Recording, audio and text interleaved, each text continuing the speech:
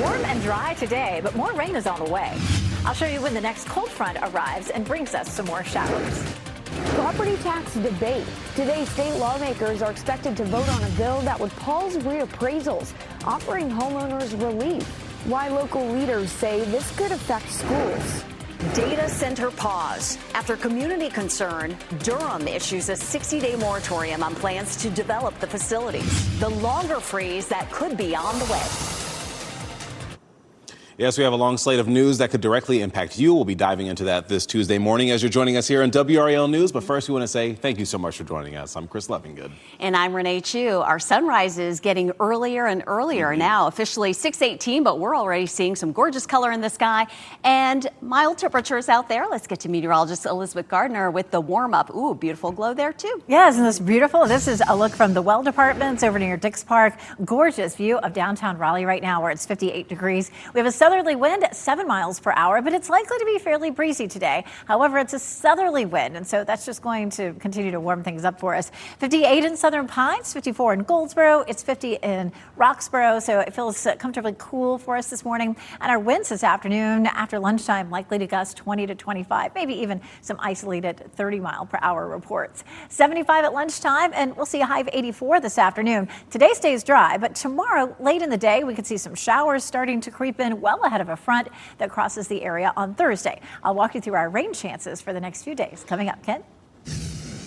This is what's happening right now. We're going to start with this live look at I-40 and Wade Avenue. The headlights coming toward us. These are the folks coming into the Raleigh-Wake County area. Traffic is flowing at a nice steady clip this morning. And really, this is indicative of what we're seeing in all of our major routes. No delays whatsoever. You're coming in from Nightdale on I-87. Even if you're coming in from Wake Forest or Apex, it's all delay-free at this hour. You're getting ready to head into the car. Tune us in on the radio, 101.5 HD3. Ken, thank you. Breaking news. Raleigh police say 2 people broke into this vape and tobacco shop overnight. The WRAL breaking news tracker saw officers investigating at King Vape Tobacco and Hookah on Dixie Trail. That's off Hillsborough Street near NC State's campus. A side door to the business appears to be shattered. We're working to learn whether any arrests have been made. The Wake County manager is proposing a 2-cent property tax increase as part of his new budget proposal. County Manager Dave Ellis presented the more than $2 billion budget at last night's commissioners meeting, and that proposed increase would help offset a lack of funding in other areas. A 2-cent tax increase could end up costing Wake County homeowners an extra $90 a year. Now, as Wake County leaders discuss raising property taxes, state lawmakers are preparing to vote on a proposal that could prevent some counties from doing so. Let's bring in Ali Kadhabar. She's live at the state legislative building this morning. Ali, this proposal has to do with reappraisals. Dive into that for us. Yeah, it's at the top of mind for state lawmakers this session, especially property tax relief for residents. And this Senate bill stops counties from increasing property tax based on reappraisals this year. Now, this means that county governments could not increase the taxable value of your property. Now, at least a dozen counties, including Guilford and Harnett, are scheduled to reappraise properties this year. So if passed, Wake and Durham counties would not be affected this year. Wake is up for reappraisals next year, and Durham is scheduled for 2029. Now, this Senate bill would be a temporary pause on reappraisals while lawmakers look for long-term solutions. WRAL state government reporter Paul Spey explains what's next for the proposal if the Senate approves it today. If this bill passes the Senate, it would still need to go to the House. They have their own ideas for limiting property taxes. We're going to see those play out on that side in committees, maybe later this week, maybe later this month. As for the Senate convenes at 9:30 this morning. WRAL will be there following. You can check back for updates. Reporting live in Raleigh, Ali Kadhabar, WRAL News. Today, Wake school leaders will be one step closer to finalizing the district's budget. Newly proposed cuts could reduce classes at some high schools and affect certain school employees. WRAL's Kelsey Coffey joins us live now from Wake School's headquarters in Cary. Kelsey, if the state puts a cap on property tax increases, that could affect funding for the school system. Yes, Renee, it could. This conversation surrounding property taxes has a direct impact on Wake County Public Schools' budget. Today, Wake school leaders will be meeting here at the board headquarters to vote on recommended budget cuts. Superintendent Robert Taylor proposed more than $10 million in cuts. That's less than 1% of the total budget. The superintendent proposes cutting these costs and asking county commissioners to cover the rest. Wake County Manager David Ellis says he supports Taylor's request and recommends it to commissioners. However, he does anticipate funding cuts for the school system. He says it's too early to project how much.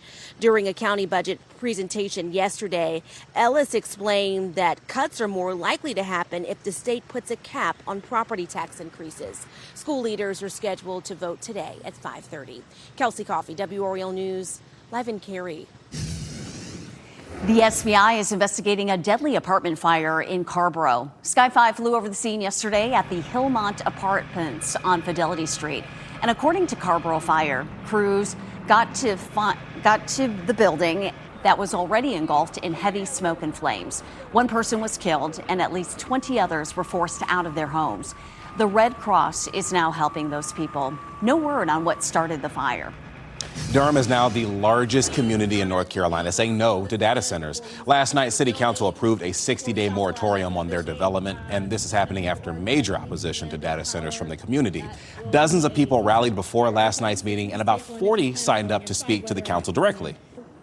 We're already seeing impacts on community members' electric bills. We're seeing impacts on our water systems. We're in a drought right now in North Carolina, and we're seeing community members contact our organization and say, how can we push back? How can we keep our water for the people, plants, and animals that rely on it?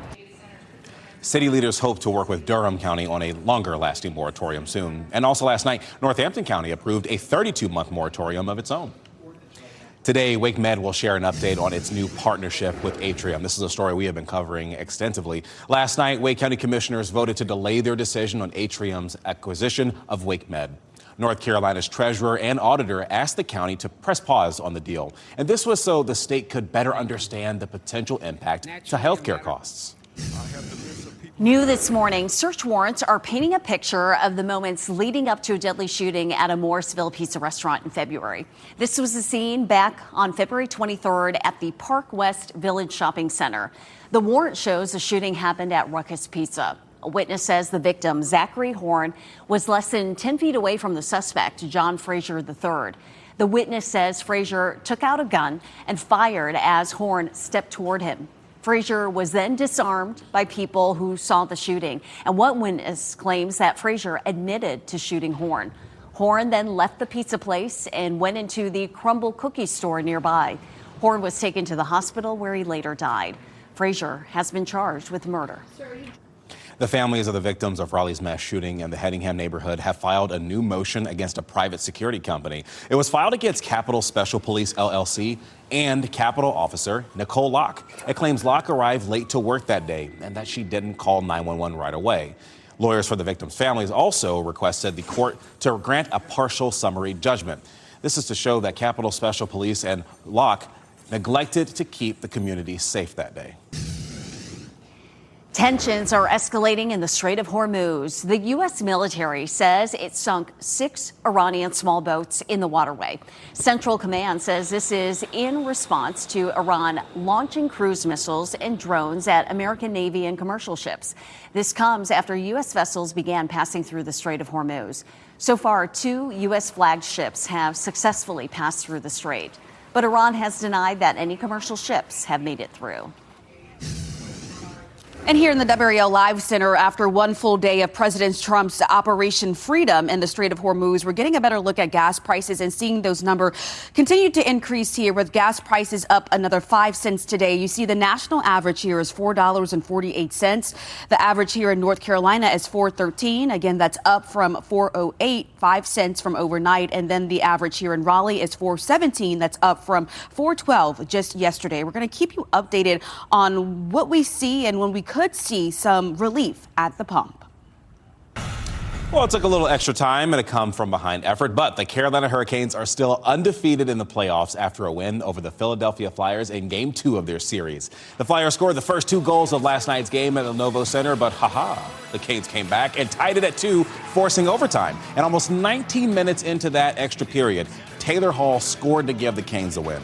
The Canes are now up 2-0 in the series, and they will head to Philadelphia for Game 3 on Thursday night. Puck drop is set for 8 p.m. Your time is 6:09 this Tuesday morning. Deadly outbreak. 3 people have died from a virus caught on a cruise ship. A UNC health expert shares the dangers and what to look out for during your summer travels. Burn ban questions. Restrictions have been lifted for much of North Carolina. The reasons behind the decision from state officials while we remain in a drought. Speaking of the drought, we do have more chances for rain coming up late tomorrow into Thursday and again possibly late in the weekend. I'll show you how much rain is coming our way. As you get into your car, tune to WRAL News Plus on your radio in Raleigh on 99.3 FM, in Durham 96.5 FM, and everywhere on 101.5 HD3.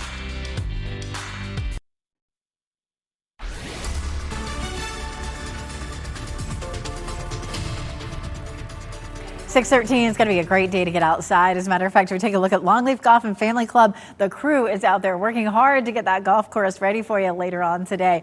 Beautiful sunshine here in Southern Pines this morning. 58 is our temperature in Raleigh. It's 56 in Southern Pines and in Wilson, 52 in Goldsboro. So it feels nice and crisp and cool this morning. At the bus stop, kids may be out there just in a light jacket. By lunchtime, it's going to be great if you can spend some time outside. 75. Our high will be in the mid 80s. And then when you get home from work, maybe you have to cut the grass. Temperatures will be in the low 80s. Ken? Elizabeth, weather and traffic every 10 minutes. Here's a live look at I-87 at Smithfield Road. These are the southbound lanes coming in from Knightdale this morning, flowing at a nice steady clip in this area of I-87. So let's widen out the view as it stretches all the way back to Wendell Falls Parkway. We're not picking up any delays whatsoever on I-87. Coming up, I'll take a look at some other major routes heading into the Raleigh-Wake County area to let you know if you're going to encounter any delays.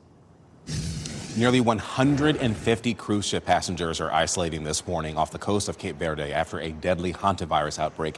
3 people have died aboard that ship so far, and 4 more are sick. The ship, though, is currently not being allowed to dock. The World Health Organization plans to evacuate 2 patients that are seriously ill, and everyone on board is being told to follow strict isolation protocols, and they're being monitored for symptoms. Now, as health leaders deal with that deadly outbreak, a UNC expert is urging people not to panic about their own travel plans. Hantavirus is a rare disease spread by rodents. It can spread to humans through contact with infected rodent droppings, urine, or saliva. A UNC expert told us the situation aboard that cruise ship, yes, it's scary, but you shouldn't be alarmed if you have a cruise in your future. I don't think most people should be worried about going on a cruise ship with this particular disease because it's so unusual, and I believe this is the first attack on cruise ships compared to other things such as norovirus. And the World Health Organization echoed his message, saying the risk of human-to-human transmission, extremely low. Happening today, Lieutenant General Greg Anderson will be hosting the 2026 State of Fort Bragg event. Lieutenant General Anderson is expected to talk about new updates and future plans at the Army post. That event starts at 10 a.m. State education leaders will be in eastern North Carolina today to talk about technology used in the classroom. The State Board of Education will be in Duplin County for today's work session. They are expected to hear from both researchers and students about the pros and cons of tech being used in classrooms. And they will cover issues like screen use and AI. That meeting starts at 11 this morning.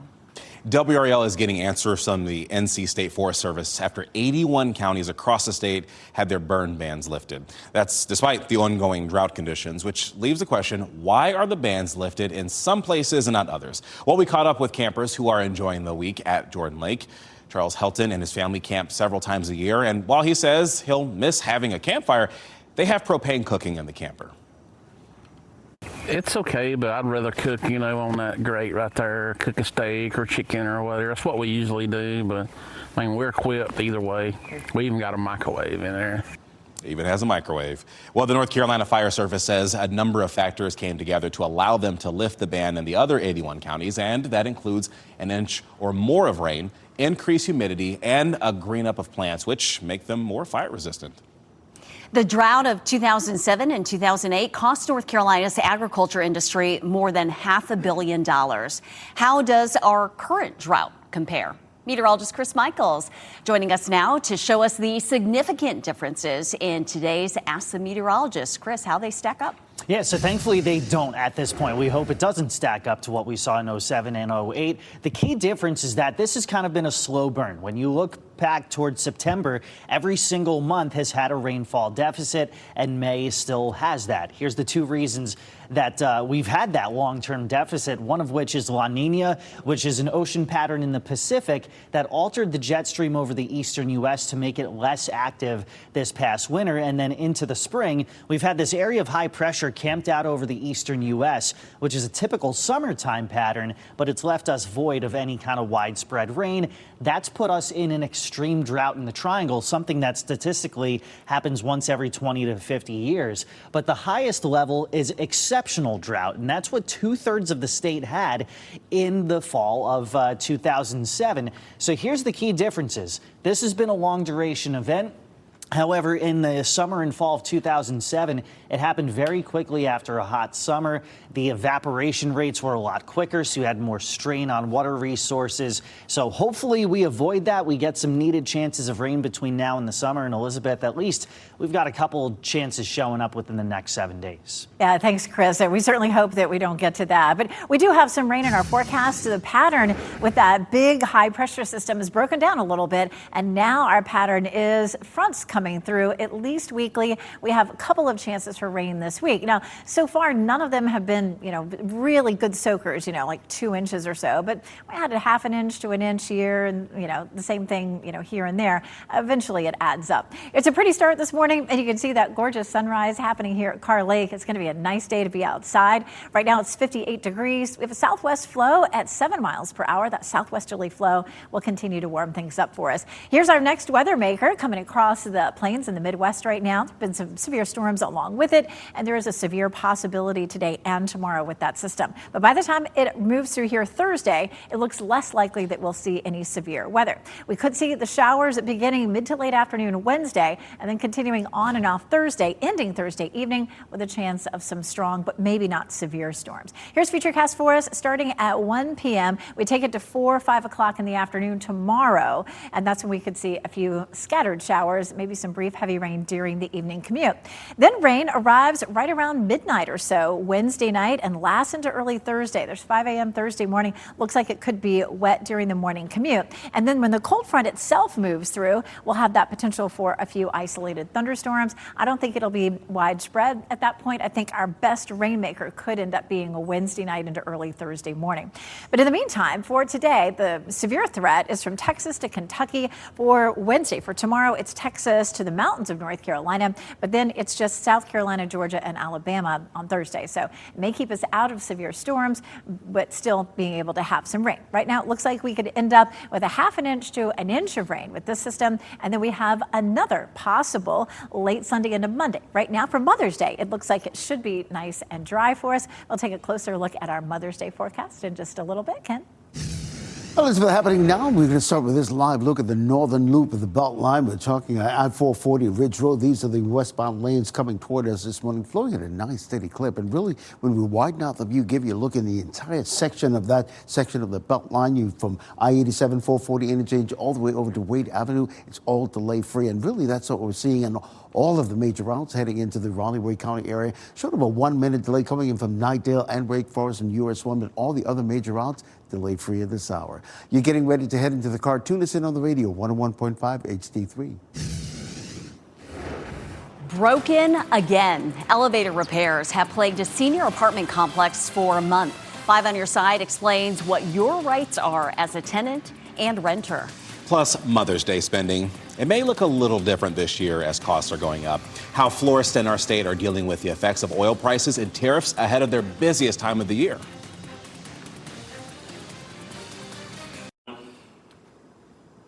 Mother's Day weekend is just days away, and some florists in our state are having to adapt to rising production costs. A recent survey from the National Retail Federation has flowers as the most popular gift this year, but they could cost you a little more this year.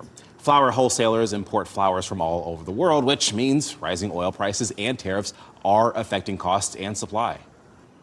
There is some flowers like we would get from other countries that maybe our wholesalers are not picking up right now because the tariffs have increased. And the National Retail Federation projects a record-setting $38 billion holiday spend this year. Other popular gifts this year include gift cards and brunch. This What's Trending report is sponsored by Call Dad AC and Heating.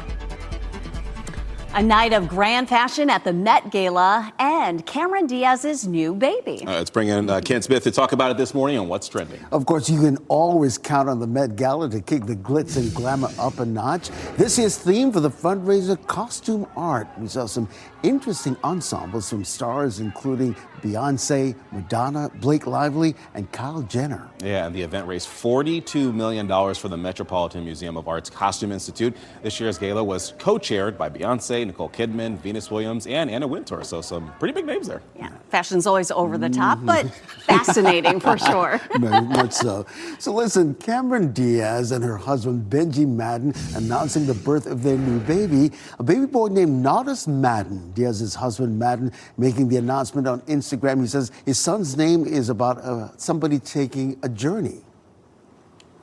And this is Diaz's third child with the singer and songwriter. You know, motherhood came later in life for Cameron Diaz. She's now in her early 50s, but she says she's loving it. Absolutely. She's waited a long time to become a mom. Good deal.